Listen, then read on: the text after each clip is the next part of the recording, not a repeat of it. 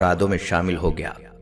کہتے ہیں کہ جنگل میں حابیل ایک پتھر پر سر رکھ کر سویا ہوا تھا کہ قابیل نے اوپر سے دوسرے پتھر سے مار کر شہید کر دیا، لیکن قتل کرنے کے بعد اس کی لاش کو چھپانے کا طریقہ نہیں جانتا تھا، کیونکہ اس سے پہلے آدم علیہ السلام کی اولاد میں سے کوئی فوت نہیں ہوا تھا۔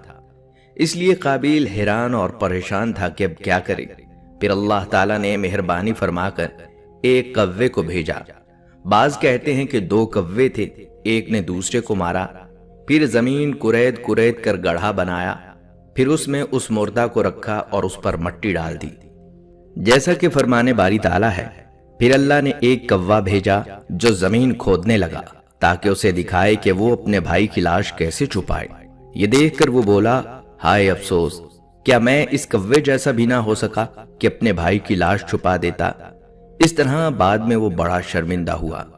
حدیث مبارکہ میں آتا ہے کہ رسول اللہ صلی اللہ علیہ وآلہ وسلم نے فرمایا، جب بھی کوئی انسان ظلم سے قتل کیا جائے تو آدم علیہ السلام کے سب سے پہلے بیٹے قابیل کے نامہ اعمال میں بھی اس قتل کا گناہ لکھا جاتا ہے، کیونکہ قتل ناحق کی بنیاد سب سے پہلے اسی نے قائم کی تھی۔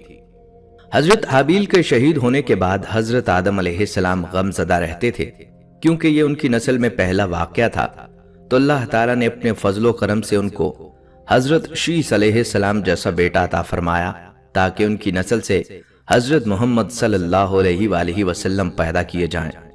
حضرت شیس علیہ السلام پر کچھ صحیفے بھی اترے۔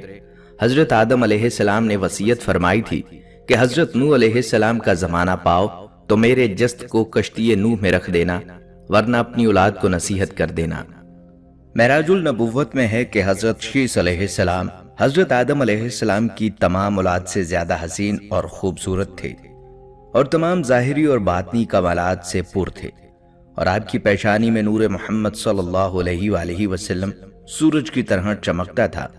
ان سے آدم علیہ السلام سے نور محمدی صلی اللہ علیہ وآلہ وسلم کی حفاظت کے بارے میں ایک عہد نامہ تحریر کروایا تھا، تاکہ نور محمدی کو پاک رحموں اور پاک پشتوں میں پہنچایا جائے، اس عہد نامے پر عمل کیا جائے اور اس عہد نامہ کو ایک دوسرے تک پہنچایا جائے۔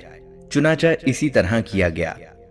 حابیل کی شہادت سے 5 سال بعد ہی حضرت شیس علیہ السلام پیدا ہوئے تھے، اور حسن و خوبصورتی حضرت شیس علیہ السلام کی حضرت آدم علیہ السلام کی مشابہ تھی۔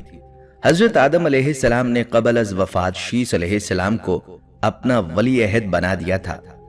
حضرت شیس علیہ السلام حضرت آدم سے جنت کی خوبیاں ہمیشہ سنتے رہتے تھے، اور آسمانی صحیفے کے مضمون بھی دریافت